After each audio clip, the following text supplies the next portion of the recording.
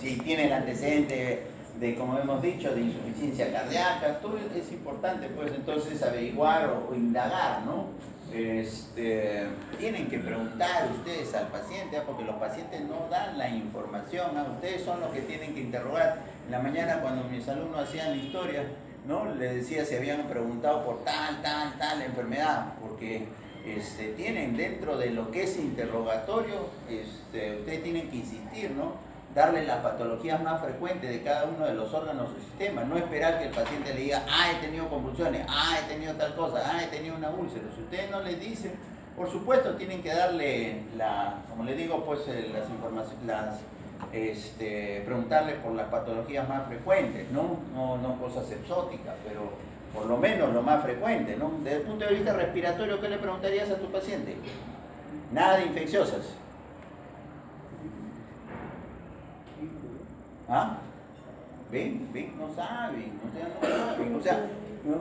Le preguntaría si ha tenido antecedente de asma o no le preguntaría. Claro, o sea, lo común, temprano le decía, desde el punto de vista cardiovascular, ¿qué le preguntarías a un paciente de 60 años? Si ha tenido antecedente de cardiovascular. Insuficiencia cardíaca. No te, insuficiencia cardíaca. Ya.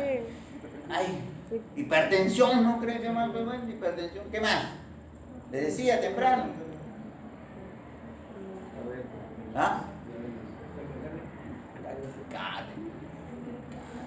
Cosas importantes, si ha tenido antecedentes de algún problema de cardiopatía coronaria, ¿no es cierto? Que interesa, si ha tenido infarto, alguna de esas cosas, si ha tenido problemas de insuficiencia venosa, que es lo frecuente, es lo de todo el día, ¿no es cierto? ¿Qué es más frecuente? Pues hipertensión o taquicardia o arritmias. Pues, ¿qué es más frecuente? ¿Problema venoso o arritmias? Olvídense, ¿no es cierto? Se tiene que preguntar por lo más frecuente, ¿ah? Por si acaso. Entonces, por eso, cuando alguien viene con ascitis, tienen que preguntar pues, por alguno de estos antecedentes, ¿no? Nefropatía, bueno, síndrome nefrótico, síndrome consultivo, neoplasia, tuberculosis, ya lo va orientando. Nutrición, bueno, si está desnutrido. ¿Por qué transfusiones sanguíneas? Algo que se les ocurra. Hepatitis, pues, ¿no es cierto? Hepatitis, para preguntar por el antecedente de hepatitis. O sea, ¿no? Para lo menos para tener una idea. ¿Ya? Entonces, dependiendo de la patología, ustedes tienen que ver pues las cosas más frecuentes, ¿no? ¿Cuáles son las manifestaciones clínicas que tiene un paciente con ascitis? Básicamente, ¿no? ¿Por qué llega un paciente con ascitis? Por distensión abdominal, ¿no es cierto? El abdomen se le distiende, por una sensación, una molestia, pues, ¿no? Que le pesa el abdomen, ¿no? Y bueno, adicionalmente puede haber alguna de estas manifestaciones, ¿no? Dolor. Si un paciente tiene ascitis y tiene dolor, ¿qué piensa? Si un paciente tiene ascitis y tiene dolor, ¿qué pensaría? Tiene dolor, le duele, le aprieta y le duele. ¿Ah? ¿Qué? ¿Qué? No escucho. Fuerte. Hay una irritación peritoneal. Claro, que hay una irritación peritoneal, probablemente porque el líquido se infectado, ¿no es cierto? ¿No? Porque no es usual que haya dolor, ¿no? No es usual, el paciente está con semejante, bueno, de repente si ya pues está muy distendido, puede haber un poco de dolor, pero si el líquido de un nefrótico, de una insuficiencia cardíaca, de una TB, finalmente están con su líquido y no hay un dolor importante, ¿no? Pero ya si es dolor, ya te orienta, ¿no es cierto? Pues esos son síntomas accesorios, ¿no? ¿Por qué alguien puede tener diarrea? Diarrea y ascitis. Lo que quiero es que piensen, ¿no? Bien difícil está, pero bueno. Diarrea y ascitis. Diarrea y ascitis. En los casos de diabetes, en nefropatía diabética te puede dar ascitis y también puede dar diarrea de diabéticos. En los casos de diabetes te puede dar, sí, tendrá un síndrome nefrótico y te puede dar diarrea. Es verdad, hay una, digamos,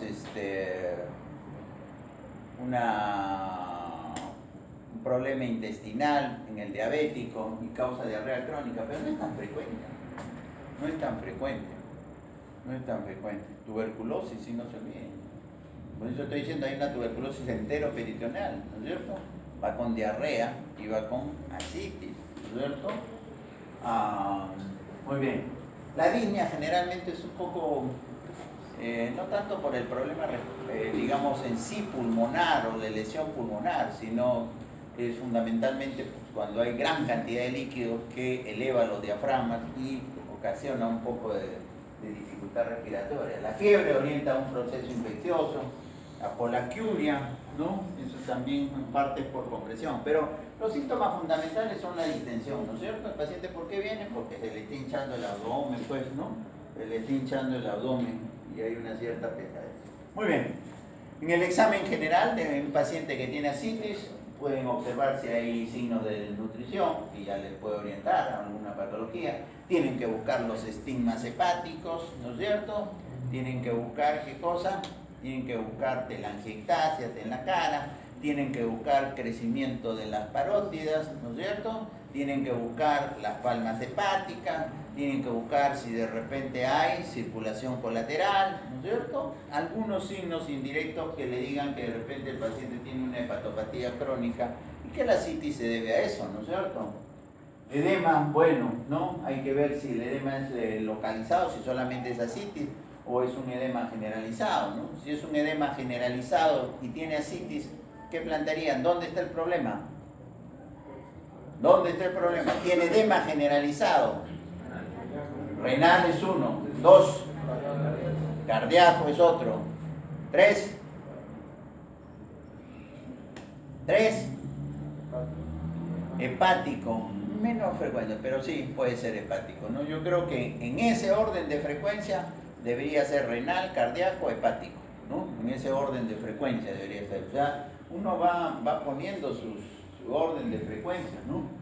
En el examen de abdomen, bueno, ¿qué es lo que van a observar? Distensión abdominal, los flancos abrumbados, ya saben que el líquido se desplaza hacia los costados, ¿no es cierto?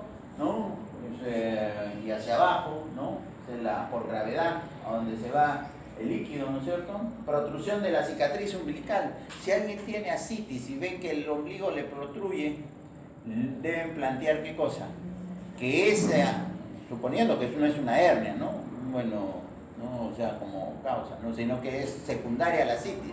En esos casos tienen que plantear que el líquido o la acumulación de líquido no es reciente, sino que tiene mucho tiempo para que haya provocado eso, ¿no? La protrusión. Por eso que o que haya tenido, digamos, acumulaciones de líquidos a repetición, ¿no? Como es el contexto, por ejemplo, de los pacientes cirróticos, ¿no? Circulación colateral, hay que buscar, ya saben para qué, ¿no es cierto? Y ahorita vamos a ver algunas formas de la circulación colateral. Siempre tienen que mirar, tienen que ser muy observadores en sus pacientes, ¿de acuerdo? Este paciente que le están haciendo la historia hace como 3 días y todavía no termina, mis alumnos, ¿no es cierto? El primer día que lo vimos, ¿qué es lo que vimos? Cuando lo vimos arriba, que tenía una deformación en la parte de la zona del hipocondrio, más o menos, ¿no? Ya después cuando lo palpan, ¿qué palpan? Un hígado enorme, porque es un hígado metastásico, ¿de acuerdo? Entonces uno observando, ¿no? Mirando dónde está la distensión, esto es lo que yo les decía, ¿no es cierto? Con protrusión umbilical, ¿no es cierto? Entonces eso habla de qué cosa, ¿no? Una ascitis crónica, una hernia, claro, si es que no está distendido, ¿no? Esto no es lo mismo que esto, ¿no es cierto? Ni que esto, o sea, observar las formas del abdomen, ¿no? Eso tienen que ustedes ser muy, muy observadores, muchachos. El médico tiene que ser muy observadores para, ¿no? A veces en la observación nomás se dan cuenta de muchas cosas. La circulación, ¿no? De la clásica cabeza de medusa, ¿no es cierto? Que se ve sobre todo en los pacientes con hipertensión portal, ¿no es cierto? Son formas, ¿no? Y eso lo pueden observar. Eso es lo que pueden ver en el abdomen, ¿no? La ocultación, generalmente como hay líquido, los ruidos hidroaéreos están disminuidos, ¿de acuerdo? La percusión, ¿no? La matidez de concavidad superior, hay que buscar matidez desplazable para confirmar que es líquido. El famoso signo de la oleada, ¿no es cierto? Siempre entonces, como dice pues, ¿no? La matidez es de concavidad superior, ¿no es cierto? El líquido está acá, sí, en esta forma, ¿no es cierto? Entonces, en esta zona es donde mate o submate, ¿no es cierto? Y generalmente acá en esta zona es donde es timpánico, ¿no es cierto? Un paciente que tiene así. Y por supuesto lo cambian de posición y van a ver el desplazamiento, ¿no? Van a ustedes poder determinar el desplazamiento del líquido, ¿no? ¿Verdad? Mañana con mis alumnos me acordé para enseñarles, porque no saben nada, a buscar matidez desplazable, ¿no es cierto? ¿No? Por lo menos en términos generales, cómo se hace, ¿no? Una cosa es esto y otra cosa es esto, ¿no es cierto? Esto es el líquido, ¿no es cierto? Por eso la matidez es de concavidad superior, ¿no es cierto? En cambio este es diferente, ¿no? Esto porque puede ser una vejiga, por ejemplo, ¿no es cierto? Un útero enorme, un ovario, ¿de acuerdo? Puede ser, entonces es diferente a la hora de percutir dónde está la matidez, ¿de acuerdo? Por si acaso, entonces les permite diferenciarse. Este es el famoso signo de la oleada, ¿no es cierto? Ahí tienen que hacer ayuda de alguien, ¿no? Que le ponga su mano en el intermedio, y ustedes lo que hacen es poner su mano acá y con esta golpean, ¿no es cierto? Y sienten el desplazamiento del líquido. Cuando hemos tenido pacientes, no hay pacientes creo con ascitis, ¿no? De repente para poder, digamos, sentir, uno siente pues, ¿no? A la hora de percutir que se mueve, ¿no? Que hay líquido.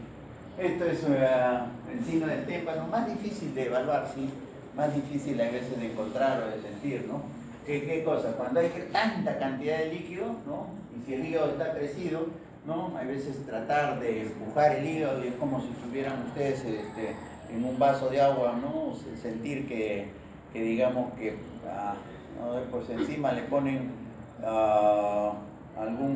algo que flote, ¿no? Y como que ustedes lo quieren hundir y sienten que regresa, ¿no? Entonces es difícil percibirlo, ¿no? Se da entonces cuando hay gran cantidad de líquido y el hígado está crecido, ¿no? El signo del témpano, ¿no? Muy bien, continuando con el examen, la palpación, ya saben, la palpación superficial para buscar la resistencia de la pared abdominal, ¿no es cierto? La resistencia de la pared abdominal si hay un poco de aumento de la resistencia, si hay un poco de irritación peritoneal, cuidado, ese líquido no esté infectado de repente, ¿no? O sea, cualquier persona, ustedes deben tener el concepto, cualquier líquido anormal en una cavidad siempre va a tener riesgo de poderse infectar, ¿no? Si se llena la articulación, más riesgo de infección, ¿no es cierto? Si alguien tiene derrame pleural, si alguien tiene ascitis, es mayor riesgo de infección. Por eso que dicen, ¿quiénes están en riesgo de hacer peritonitis bacterianas espontáneas? O sea, infección en el líquido ascítico. Aquellos pacientes que tienen ascitis crónica. A la cabeza, los cirróticos. Pero también puede ser un paciente que tiene falla cardíaca, que tiene síndrome nefrótico, que tiene una neoplasia y que está lleno de líquido, ¿no? O sea, tranquilamente se pueden infectar. ¿Quiénes están en riesgo de hacer una artritis séptica? Todos aquellos que tengan acumulación de líquidos en la rodilla. Las artritis reumatoides, en general todas las que pueden dar artritis, pueden dar derrame articular, los pacientes hemofílicos, porque qué cosa, eso es derrame articular, o sea, artrosis, ¿no es cierto? Es un fluido. Entonces, cualquier fluido que se acumule, siempre va a haber mayor posibilidad de que se infecte, ¿no? Igualito es el abdomen, ¿ya? Por si acaso. Muy bien, resistencia de la pared, la palpación profunda, básicamente para evaluar si hay alguna masa, ¿no es cierto? Y signos también, por supuesto, de irritación peritoneal. El hígado, el vaso, a examinar, hepatomegalia dolorosa, la insuficiencia cardíaca, ¿no es cierto? El hígado en un paciente cirrótico duele, no es usual que duela, ¿no? Entonces, ven, hay pequeños detalles que diferencian, ¿no? El hígado duele en los procesos inflamatorios agudos, en una hepatitis duele, ¿no es cierto? Un absceso duele, por supuesto, ¿no es cierto? Pero un hígado por cirrosis usualmente no duele. El hígado de la falla cardíaca sí duele porque es un hígado a tensión, entonces duele. Entonces no todos los hígados duelen, ¿no? Un hígado con metástasis como tiene el paciente sí puede provocar dolor, ¿no? Puede provocar dolor, pero usualmente el hígado cirrótico no duele, ¿no? Hígado duro, nodular, cirrosis, metástasis, ¿no? Si alguien tiene el vaso grande, a plantear hipertensión portal. ¿Cuál es la primera causa de hipertensión portal? No cabe duda que debe ser cirrosis, ¿no? Cirrosis. ¿Qué otra causa de hipertensión portal conocen?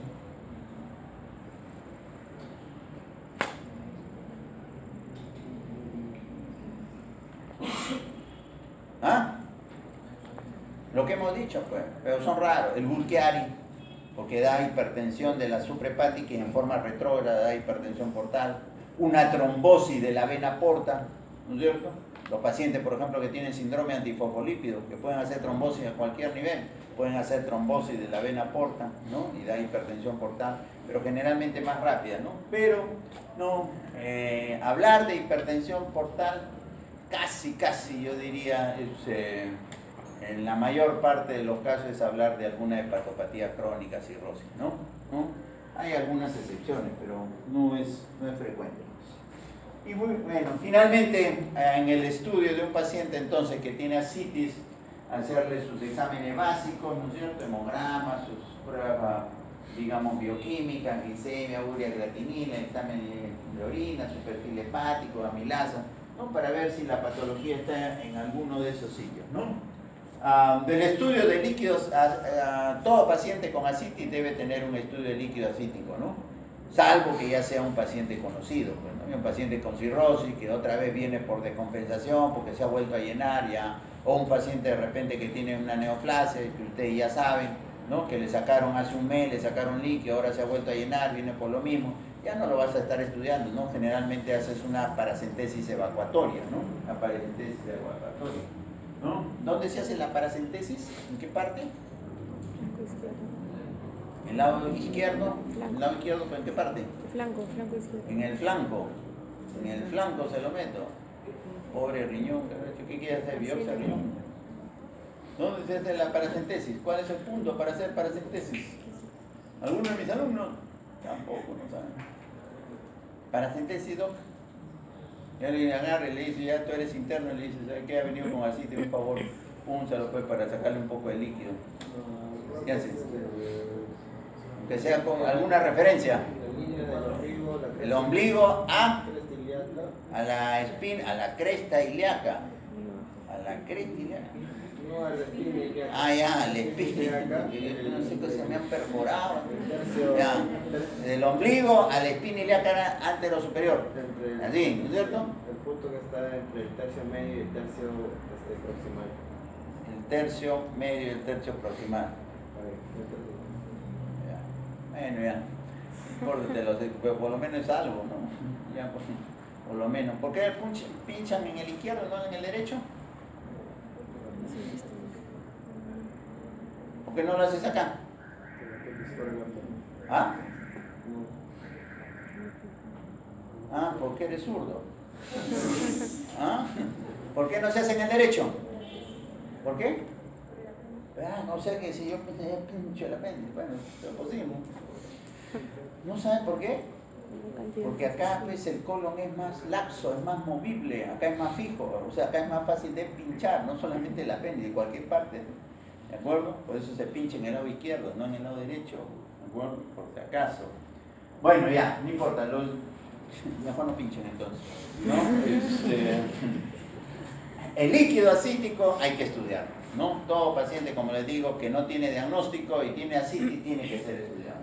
Hay varias cosas que hay que pedir: recuento celular, coloración de Granzi, Nielsen, cultivo, Papá Nicolau, el bioquímico que nos va a diferenciar si estamos frente a un exudado o un trasudado, ¿de acuerdo? ¿No?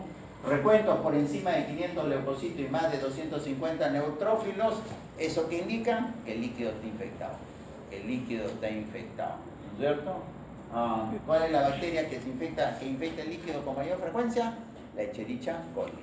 La peritonitis bacteriana espontánea es más frecuente por la Escherichia coli, ¿no? Siempre el GRAM para buscar gérmenes, el SIR-Nielsen para buscar tuberculosis, raro que salga positivo. El SIR-Nielsen, ya saben, en todos los líquidos es muy raro que salga positivo. En la pleura, nada. En el líquido pericardo, nada. En el líquido cefalorraquídeo, negativo. En la orina, usualmente es negativo. Y en todos los líquidos en general es inusual, incluyendo el líquido acítico, ¿no? Es más frecuente entonces que lo podemos hacer el diagnóstico de repente por el cultivo o por la paroscopía, ¿no? Papá Nicolau, no se olviden de pedir, ¿no es cierto? Para buscar ¿qué? Neoplasia, ¿no? Una neoplasia. Oh. Y bueno, ya. ¿Qué hora es? ¿Ya son? Ya nos pasamos, ¿no? 12:20. ¿Ah? Ya. Ahora sí cierro. Ahora ha sido la última. Ya.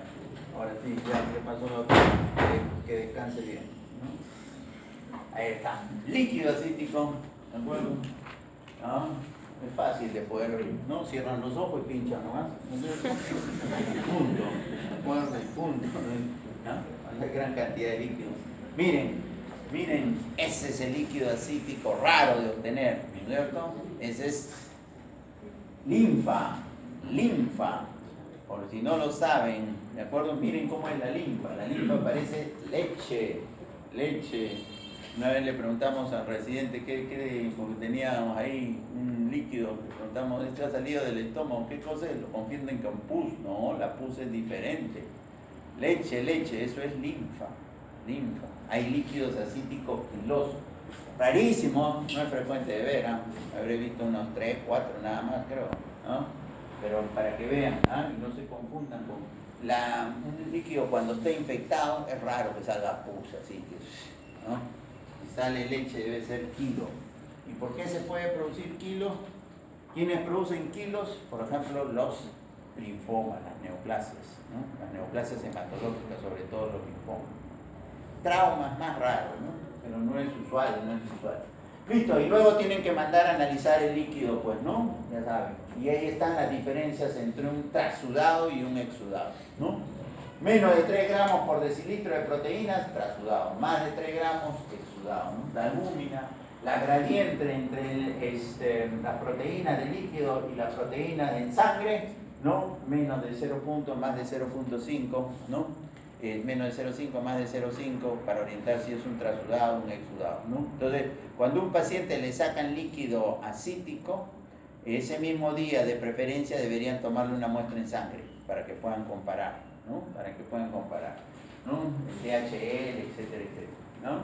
La otra cosa importante también que sirve para diferenciar un poco los diagnósticos es esto que se llama la gradiente suero-albúmina. ¿De acuerdo? La gradiente, de albúmina en el suero menos la albúmina en el líquido, ¿no? O sea, restar, ¿no? Si es mayor de 1.1, aquí tienen la relación, ¿no? De situaciones que se pueden dar.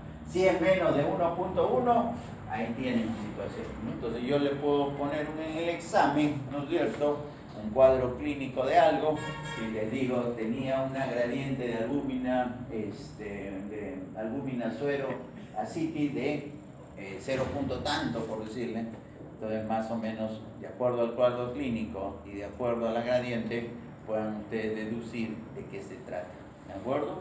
De qué se trata. O sea, les puedo plantear una tuberculosis y les puedo decir pues, que la gradiente estaba en 0.5, por decirlo. ¿No es cierto? Pero no le voy a poner eso. ¿De acuerdo? Voy a poner una más difícil. ¿De acuerdo? Por si acaso. ¿Ya? Ahí, ¿verdad? Me han hecho, debo hacer, el examen va a venir de ahí. Así que ya saben, una pregunta, ya para que tengan por lo menos 0.1. ¿De acuerdo? Listo. Finalmente, paciente con ascitis, ya saben, radiografía simple de abdomen. Tienen que todavía mirar sus radiografías simples, mirar sus abdómenes, ecografía abdominal, Doppler, tomografía, resonancia y finalmente la laparoscopía para llegar al diagnóstico, ¿no? Ahí está, ¿no? Esta es una persona con ascitis, ¿de acuerdo? ¿Y por qué dicen que tiene ascitis? Porque normalmente no se debe ser, no sé si ven, ¿no? Está demasiado blanco el abdomen, está demasiado blanco, ¿de acuerdo? Alguien ve esto y dice, este tiene agua. Normalmente debe verse más oscuro las partes del intestino, ¿de acuerdo? Entonces, una radiografía simple, igualito cuando la semana pasada decíamos, en una radiografía simple, una obstrucción mecánica de un hilo adinámico funcional, igualito también, ¿de acuerdo? Por si acaso. Entonces, líquido, ecografía, fácil de ver, ¿no es cierto? Todo este líquido, ¿no? Si yo veo esta tomografía, líquido, veo este hígado pequeño y veo este vaso grande, eso es igual a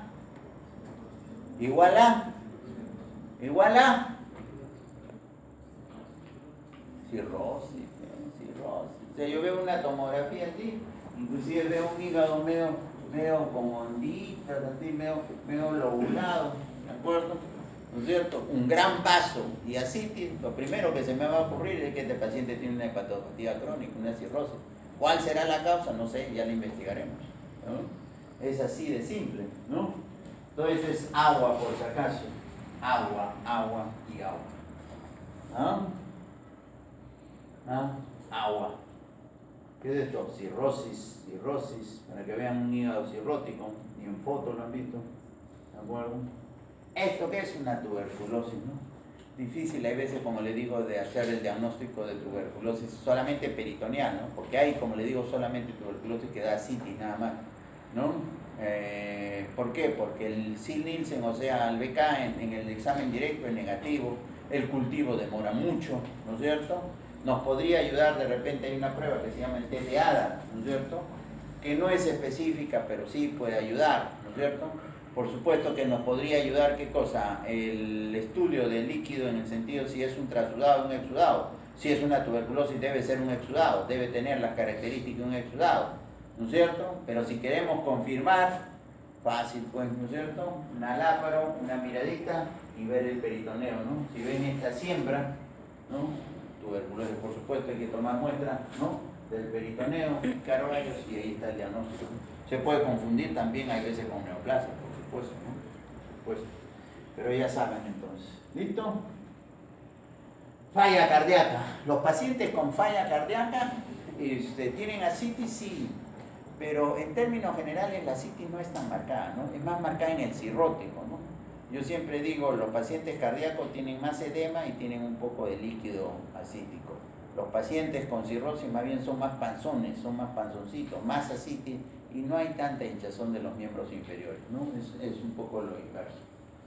Pero este es un paciente cardíaco que está bien descompensado, está en posición tipo semicentado o sentado, creo, porque no tolera y está hinchado por todos lados. Listo, muy bien.